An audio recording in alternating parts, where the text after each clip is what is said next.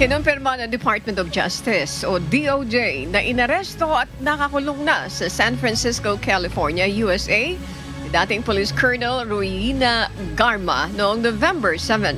Ayon sa DOJ, pinag-utos na ni Secretary Crispin Boying Rimulya kay Immigration Commissioner Joel Viado na asikasuhin ang pagpapauwi kay Garma sa bansa. Dagdag pa ni Rimulya, nagtitiwala sila ang makikipagtulungan pa rin si Garma sa lahat ng nagpapatuloy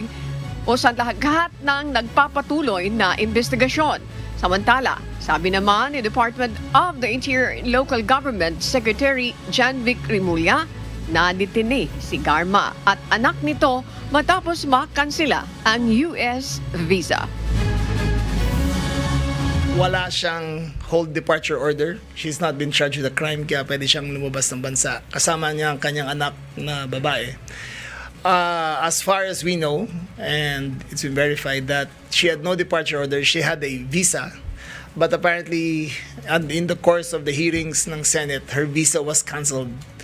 So, nagbakasakali yata siya na pumunta ron, dumating siya sa Amerika. Ang US Immigration INS, ang US INS, ang nag-flag sa kanya, detained sila, and they are in the process of being sent home back here to the Philippines.